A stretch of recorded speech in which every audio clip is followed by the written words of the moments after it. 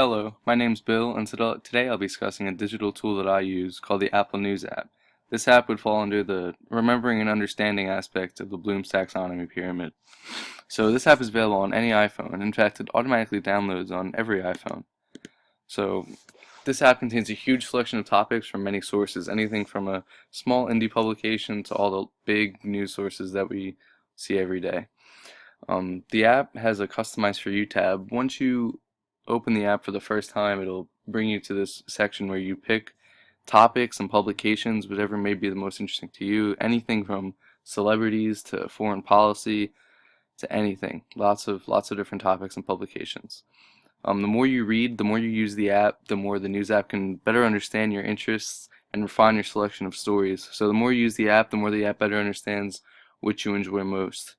The app also provides breaking news notifications from your most trusted sources.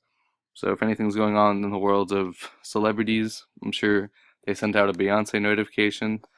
With CNN, they send out anything relating politics, the world environment, whatever's going on in the world. Next, I would like to talk about how I use Apple News personally.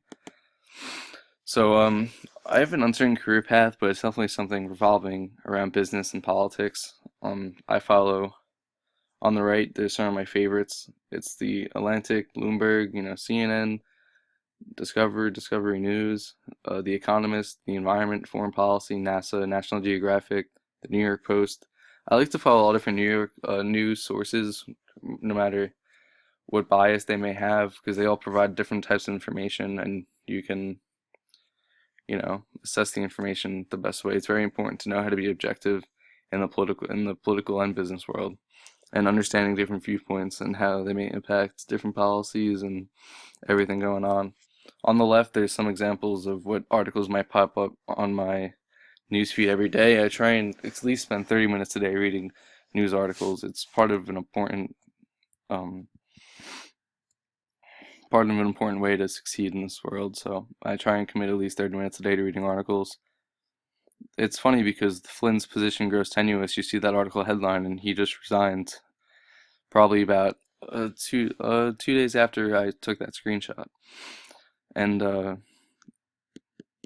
so anything from current events, global politics, financial markets, economists, those are the most popular things that pop up. But as I said before, I follow things such as NASA, Discovery News. Those are very interesting articles that are extremely important in today's world. I'm very interested in science policy. I think it's very important that we commit to the environment and making sure we're living in a sustainable way and protecting all of our ecosystems to make sure the world is functioning properly. One thing that's interesting is a weekend briefing that the New York Times provides. At the end of every Sunday, they'll compile all the important things and events that happen on that weekend, and it's just a nice little thing to read, especially after a weekend where may not be committed or you're not on your computer as much reading the news. It's nice to have a compiled weekend briefing. One thing that's interesting that I may pursue is accruing government relations, which is lobbying. And I went to a seminar one time, and the lobbyist talked about his job and how he wakes up at 7 o'clock in the morning every day, reads the international section from the New York Times, he reads probably 4 to 5 different newspapers every morning, because that's what his company hires him to do. He works for one of the most prestigious firms, and he leads the government relations sector. So I think I have potential interest in the government relations career, and this is one of the most important things you can do, is following up on topics and understanding what's going on in the world, what certain nations need, what they want to do with their future, and understand how the global environment collaborates together and works as a whole. Now, how it relates to the remembering and understanding aspect of the Bloom's taxonomy. Reading the news helps you understand the world and what's going on.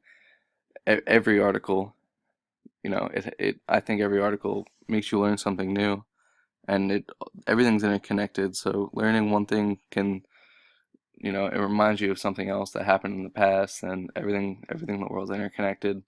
On the right, you can see that there's a history section. So every article that you've clicked on, you can see your history of what you clicked on. There's also a section for saved articles. So that's interesting. You can save your favorite articles with everything, whether it piqued your interest or something that you want to refer back to later on.